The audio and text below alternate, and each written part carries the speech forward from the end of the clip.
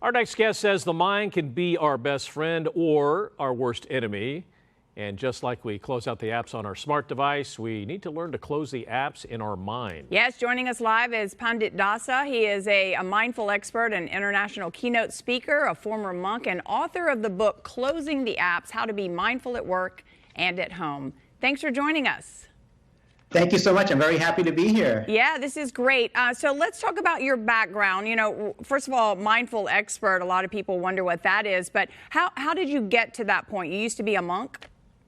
Yeah, so I grew up in Southern California, and my parents, after their multi-million-dollar jewelry business collapsed, that led me to a life of introspection. And then I went to India to live in a monastery for a few months. I spent 6 months in India living in a monastery, loved the life, came back to New York City and moved into a monastery in New York. Thought I'd spend maybe 3 or 6 months, ended up spending 15 years living as a monk in New York. And then 8 years ago, I left the monastic life, and I've been speaking in organizations globally on mindfulness and workplace culture. All right, so take us through the ways to declutter our minds. And your first tip is pressing pause. How do you do that? So our mind has this really interesting tendency of coming up with worst case scenarios about the future, things that haven't happened yet, but our mind just comes up with worst case scenarios. And we waste a lot of mental and emotional energy worrying about things that are not yet happening. So what we can do is, as soon as we catch ourselves doing that, we can actually press pause. There's a pause button in the mind. We don't realize that there is. We can stop that thought from progressing all the way down the rabbit hole and just stop it and actually just close out the app like you would close out an app on your device. You can actually stop that thought from continuing on and really just dragging us down emotionally and mentally. Yeah, you can actually go down into a rabbit hole sometimes on things like that. Next, you say to delete negative thoughts that drain us. A little easier said than done.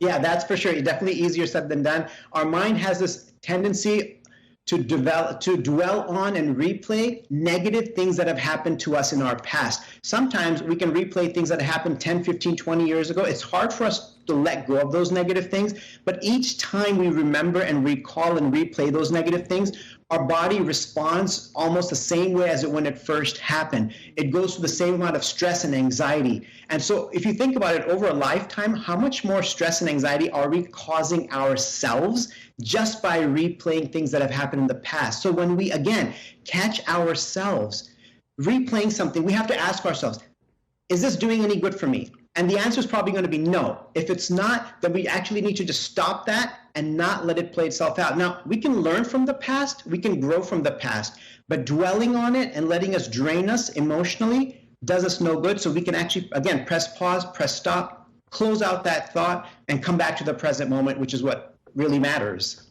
Yeah, I think another way to put that is you got to move on. Yes. All right. Yeah. The next is looking for positive qualities in people that you don't get along with.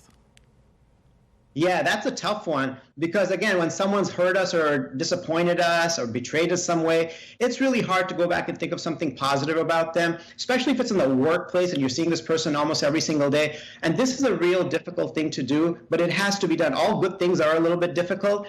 Either we can choose to leave that person in a negative space in our mind and in a workplace that basically just sort of stifles collaboration and communication. So we need to try hard to think of what they bring to the table, what are some of the good things that they're doing, and what are some of their positive qualities. It's a great and wonderful meditation to think about the positive things other people are doing and the positive qualities they possess.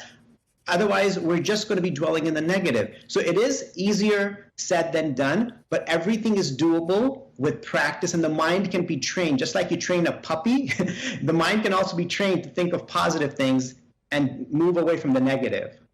Thank you so much for these tips. Lots more in your book. You also talk about empathy, communication, and meditation. So Pandit Dasa, thank you so much.